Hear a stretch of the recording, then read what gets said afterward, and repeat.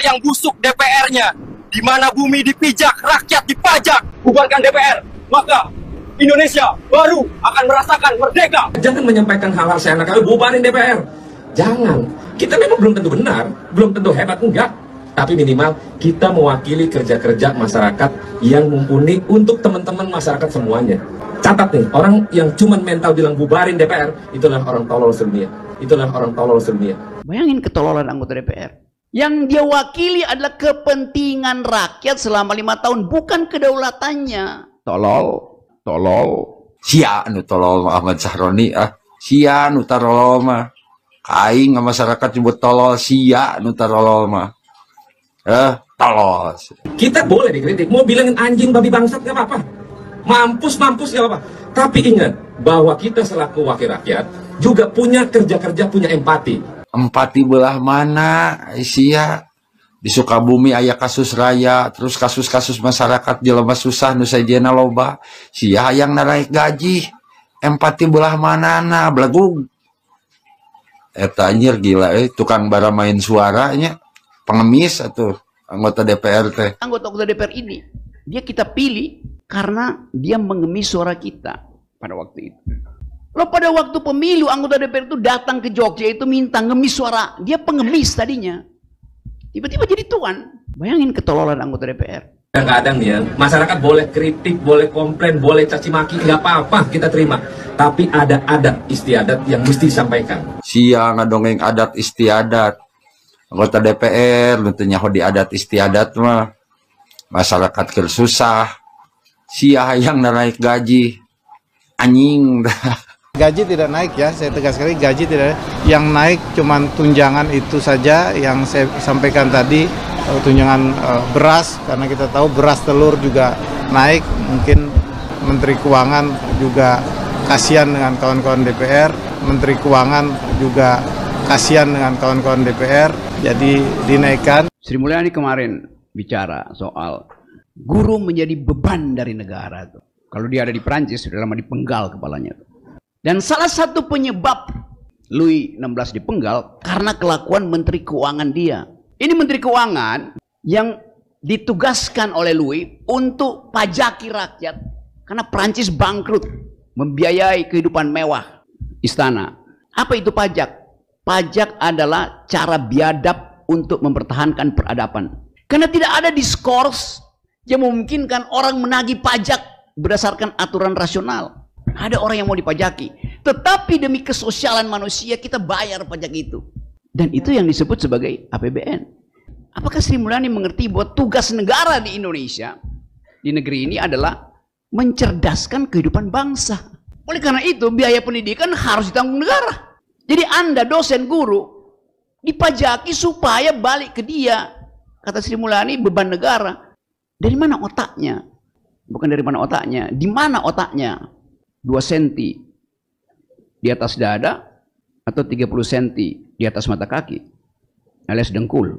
Banyak di media sosial saya selalu mengatakan, oh menjadi dosen atau menjadi guru tidak dihargai karena gajinya nggak besar. Ini juga salah satu tantangan bagi keuangan negara.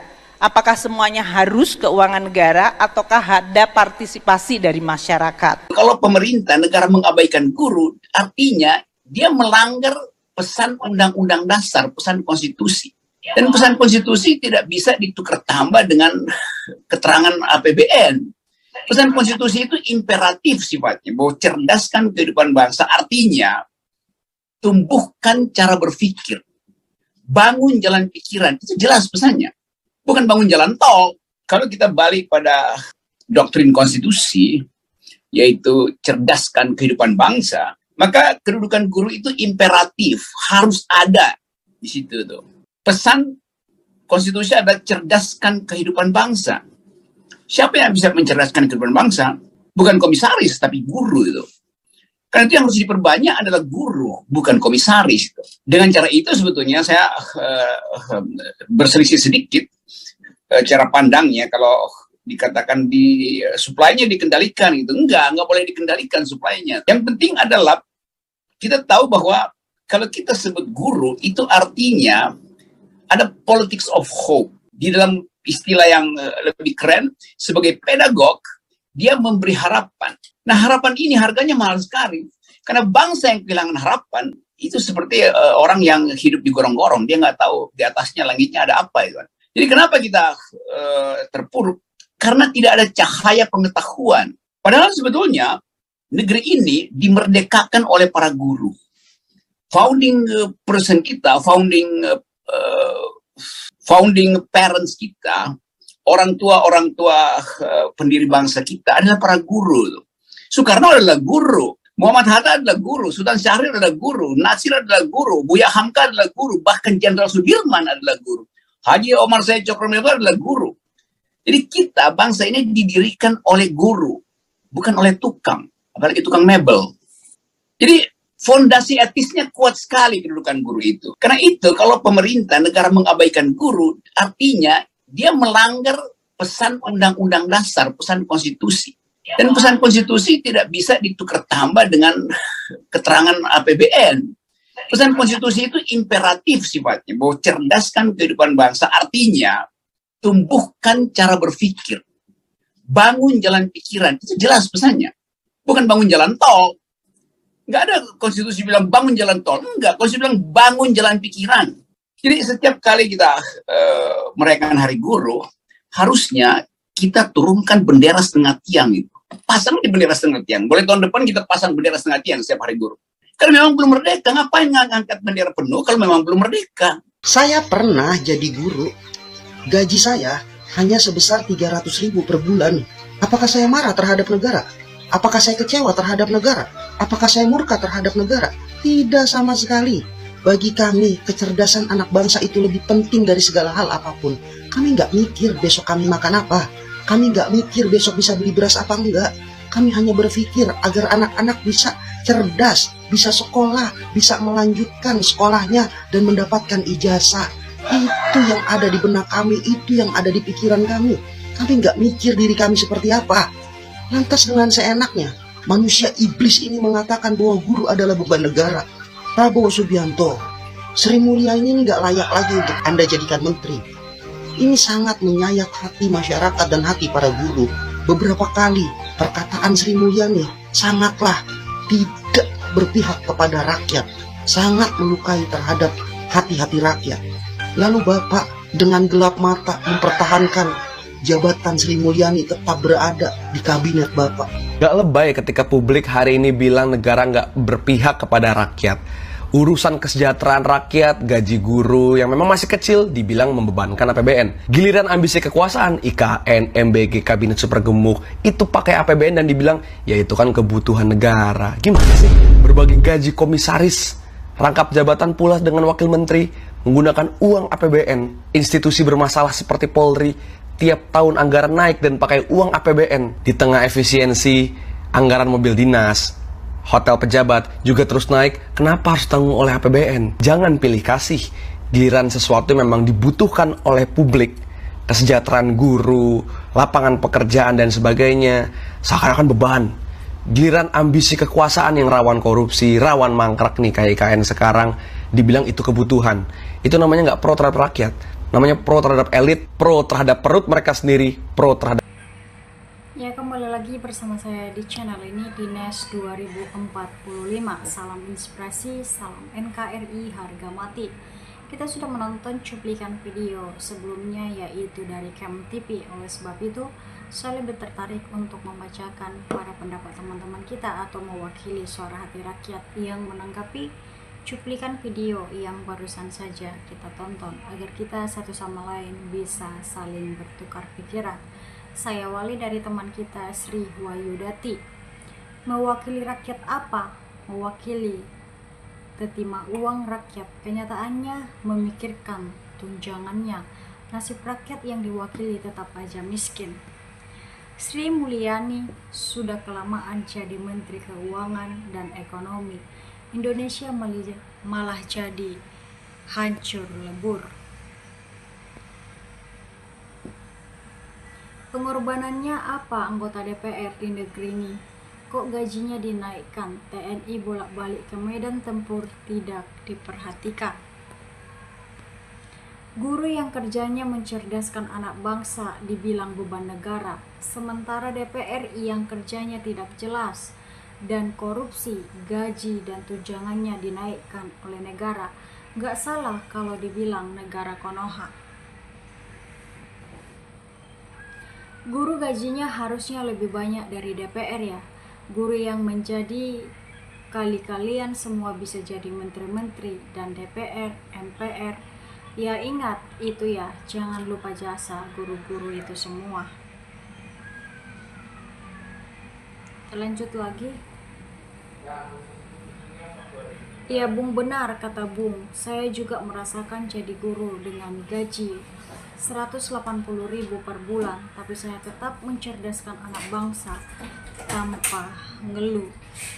Guru dan dosen udah capek-capek mencerdaskan kehidupan bangsa, pahlawan tanpa tanda jasa, dianggap beban negara. Koreksi semua kelakuan para anggota DPR secara teliti dan jelas supaya benar jelas keburukannya, hal sangat penting bagi publik. Apakah Sri Mulyani ini bisa diseret ke meja hijau? Itu sudah melanggar Undang-Undang 45. Pemerintah harus menjalankan konstitusi, tunggu rakyat menagih.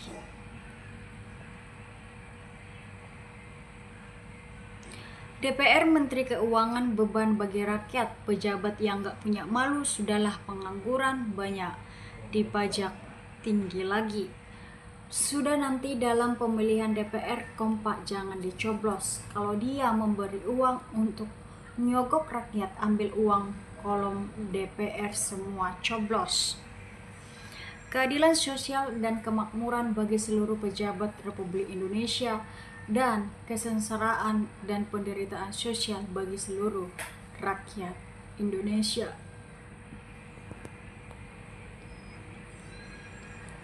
Bubarkan DPR karena selama ini tidak peduli ke rakyat. Contoh sekarang rakyat sudah sekolah atau kuliah mahal, harga bahan pokok mahal, berobat susah. Enak saja menaikkan gaji DPR satu hari 3 juta, sedangkan guru honor 1 bulan 300.000.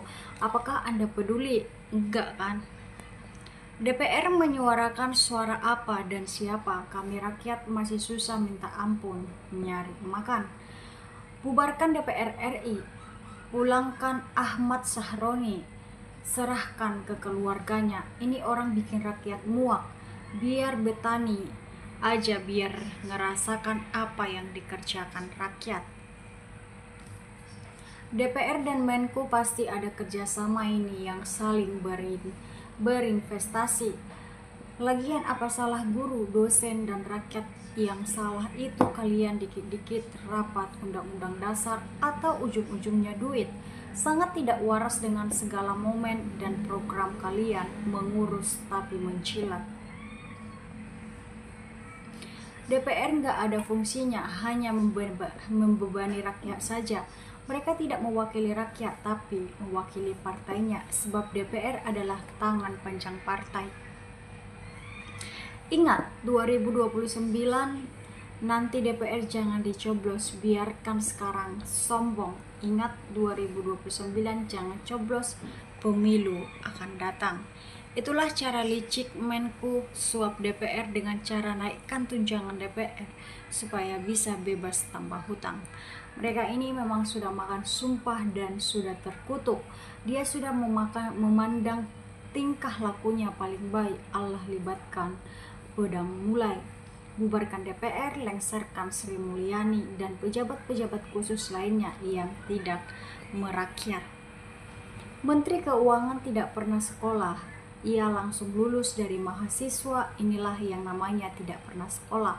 Kalau DPR dibubarkan, terus anggota DPR mau cari uang lebih dari mana? Nggak ada uang, iya korupsi. Lanjut lagi. Rakyat dan masyarakat anu bersama maju, bareng-bareng demi benar, kata Pak Rocky Gerung. Udah marah menuntut serentak bersatu. Pembuatan DPR, rakyat dan masyarakat. Udah gaji banyak, tunjangan banyak, mikir udah ledewe. bukan untuk rakyat dan masyarakat.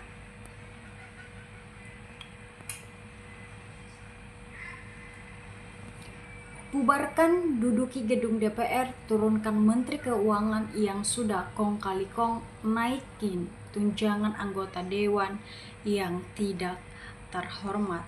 Mari kita rakyat dari Sabang sampai Merauke tidak usah bayar pajak. Mari kita kompak, dan para guru dan dosen coba 1 bulan tidak usah masuk alias mogok. Kita lihat bagaimana jadinya kalau kegiatan belajar mengajar berhenti 1 bulan biar digaji masih ada jalan lain untuk mencari nafkah. Saya akan membacakan komentar terakhir dari teman kita, Nangimah.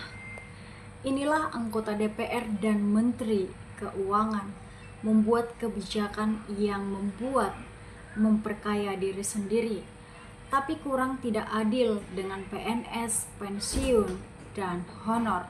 Maka keluarganya marah juga pada mereka yang menyakiti keluarga guru pensiun. Semoga dengan adanya demo, matanya dan telinganya terbuka lebar. Kebijakanmu membuat sengsara kita ini. Sadarnya Bu anggota DPR, ya jangan mempergendut perut yang sudah gendut nanti jadi penyakit. Sri Mulyani gak layak jadi Menteri Keuangan, bilang guru beban negara. Emang nyali dulu sekolah gurunya nenek moyang lu. Itulah komentar teman kita yang menanggapi cuplikan video sebelumnya. Bagaimana pendapat Anda? Silahkan komen di kolom komentar. Jika ada tutur kata saya yang salah, saya mohon maaf. Salam inspirasi, salam NKRI, harga mati.